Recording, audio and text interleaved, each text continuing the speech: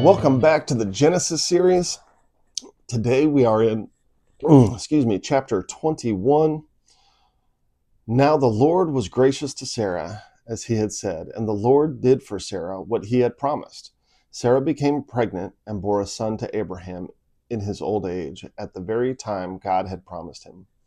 Abraham gave him the name Isaac Abraham gave the name Isaac to the son Sarah bore him. When his son Isaac was 8 days old, Abraham circumcised him as God commanded him. Abraham was 100 years old when his son Isaac was born to him. Sarah said, "God has brought me laughter, and everyone who hears about this will laugh with me." And she added, "Who would have said to Abraham that Sarah would nurse children? Yet I have borne him a son in his old age." The child grew and was weaned, and on the day Isaac was weaned, Abraham held a great feast. But Sarah saw that the son whom Hagar the Egyptian had borne Abraham was mocking. And she said to Abraham, "Get rid of that slave woman and her son, for that woman's son will never share in the inheritance with my son Isaac." The matter distressed Abraham greatly, because it concerned his son. But God said to him, "Do not be so distressed about the boy and your slave woman. Listen to whatever Sarah tells you, because it is through Isaac that your offspring will be reckoned. I will make the son of the slave into a nation also, but he is your offspring, because he is your offspring." Early the next morning, Abraham took some food and a skin of water and gave them to Hagar. He set them on her shoulders and then sent her off with the boy. She went on her way and wandered in the desert of Beersheba. When the water in the skin was gone, she put the boy under one of the bushes. Then she went off and sat down about a bow shot away, for she thought, "I cannot watch the boy die." And as she sat there, she began to sob. God heard the boy crying, and the angel of God called to Hagar from heaven and said to her, "What is the matter, Hagar? Do not be afraid. God has heard the boy crying as he lies there. Lift the boy up and take him by the hand, for I will make him into a great nation." Then God opened her eyes, and she saw a well of water.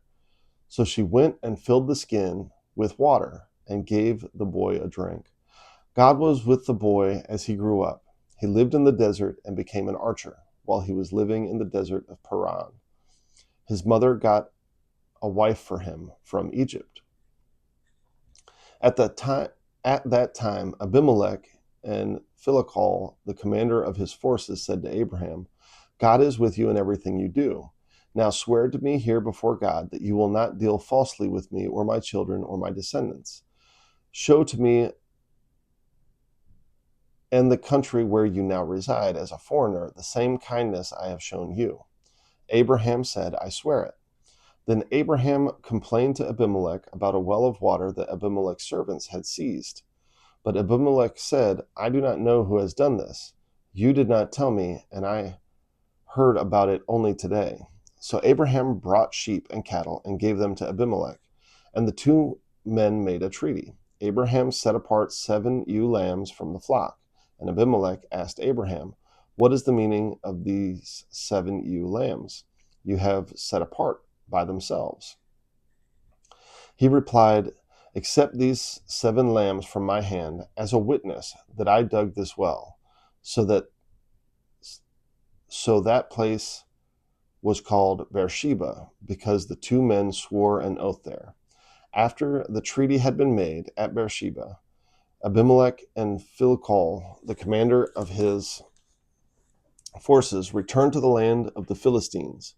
Abraham planted a tamarisk tree in Beersheba, and there he called on the name of the Lord, the eternal God. And Abraham stayed in the land of the Philistines for a long time. Okay, so there's a couple things happen here. Now we have the fulfillment of the promise through the birth of Isaac. Then we have Hagar and Ishmael sent away, and then a treaty set up. And one of the things that really sticks out to me here is when Hagar is in the desert, she gets to this point where she basically gives up, and she sets her son in one place and steps aside because she doesn't want to be too close as Ishmael dies, and she's sad, and Ishmael's crying, right?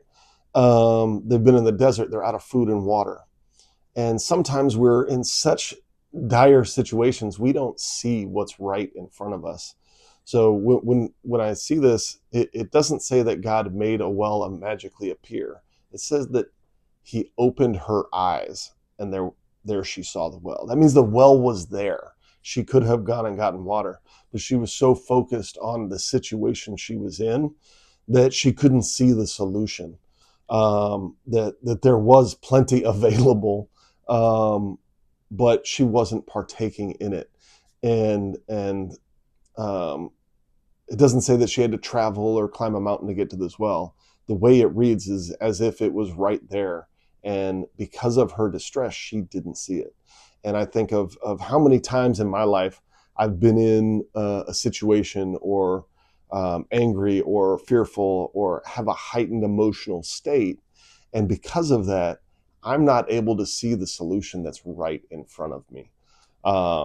And so I'd encourage you guys that when you have those emotional states, recognize them, and and even though you don't want to ignore your emotions because they are information, we don't want to make our life decisions based around them.